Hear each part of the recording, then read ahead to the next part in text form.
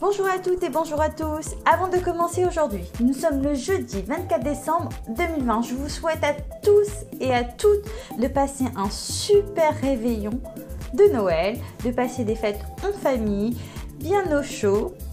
Et pour ceux qui ne me connaissent pas, je suis donc Nadia Lancereau, démonstratrice indépendante chez Stampin' Up à Annette dans l'Eure-et-Loire.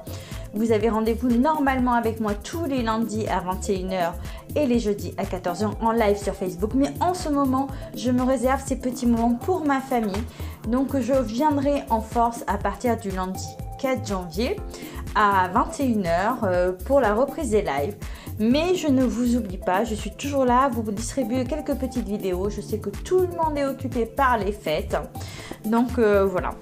Alors, on va pouvoir commencer. Donc, je vous propose de réaliser cette petite boîte ouvragée. Donc ça, dès que vous avez un set de tampons, pas un set, mais une découpe qui ne découpe pas entièrement. Donc, vous pouvez vous en servir. Je vais vous montrer tout ça tout de suite. Et puis, ça fait très mignon avec la petite bougie LED. Là, on ne voit pas très bien, mais l'idée, c'est de poser ça sur la table.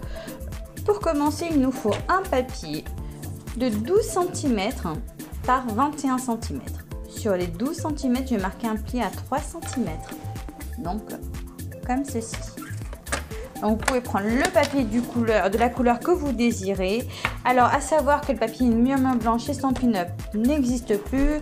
Il va bientôt y avoir le papier qui sera remplacé, qui s'appellera blanc simple ou un truc comme ça. Je vous remettrai les détails après. Donc, ici, sur les 12 cm, j'ai marqué un pli à 3 cm. Et sur les 21, je vais marquer un pli tous les 5 cm. Donc 5, 10, 15 et 20. Voilà. Je vais commencer par couper ici les petites bandes. Donc là, avec moi, je le fais au coupe-à-pied. Donc je me mets là. Je viens couper jusqu'au trait que j'ai marqué. Mon trait de repère là. Hop. Je fais pareil jusqu'au bout. Enfin, jusqu'au bout de tous les petits traits. Hop. Ici aussi. Et le dernier petit rikiki là. Hop. Donc, j'ai commencé par faire ça. Ensuite, je vais prendre mon ciseau et je vais retirer juste la petite languette là. Ah, j'en ai encore du double face dessus. Voilà. Pour le moment, je fais comme ça. Ensuite, je vais me servir de ma machine de découpe avec mon poinçon flocon comme ça. Voilà. Celui-ci ne se découpe pas entièrement. Je vais venir poser ma feuille avec ses plis. Donc là, je pense qu'on voit bien. La poser ici et venir découper. Alors ici, je vais laisser à peu près 1 cm. Tout simplement pour pouvoir rabattre après ici sans que ça se voie. Donc, on va commencer par découper. Ça m'en fait 2. Et arrivé au troisième, ce que je vais faire, c'est que là, je vais le positionner ici. J'ai mon trait de repère qui est là. Par contre, je vais arrêter ma plaque à ce trait de repère qui est là. Donc, je ne vais pas aller jusqu'au bout. Donc, j'ai ma plaque qui s'arrête bien là pour ne pas découper le reste. Ensuite, on va retirer toutes les petites découpes là qui vont tomber toutes seules. On y va tout doucement.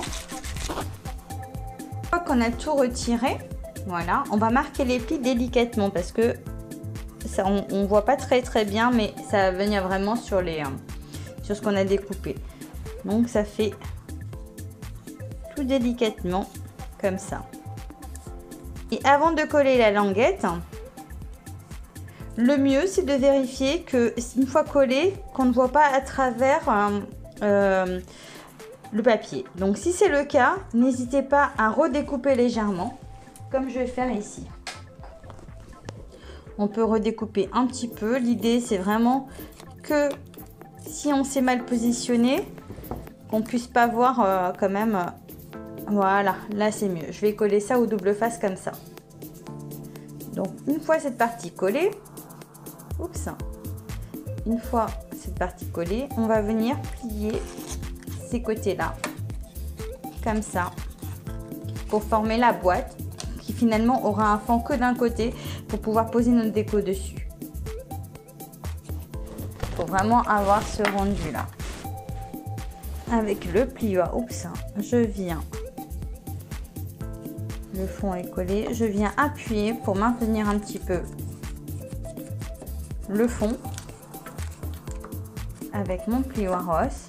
Je vais le retourner et j'ai déjà au préalable découpé mes poissantia, hop, que je vais venir coller ici avec le petit feuillage. Ça fait une jolie déco de table. Voilà, une fois la fleur collée, moi il me reste quelques petites décos, donc je vais venir ici avec un glue dot maintenir ma ficelle. Donc ça, après vous pouvez le faire avec ce que vous avez sous la main sans problème. L'idée est aussi de vous faire travailler à la maison avec ce que vous avez. Et si par la suite vous désirez du matériel Stampin' Up, n'hésitez pas de me contacter ou passer directement par ma boutique en ligne.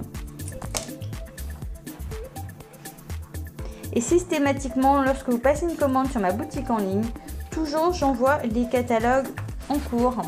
Vous avez ici le code hôtesse du mois de décembre qui est valable jusqu'au 31 décembre et chaque mois je redistribue un nouveau code hôtesse.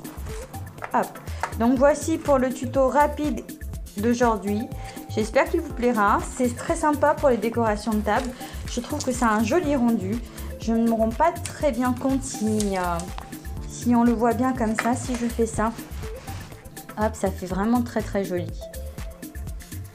Voilà. Et puis moi, je vous donne rendez-vous très vite pour un nouveau tuto. Ciao!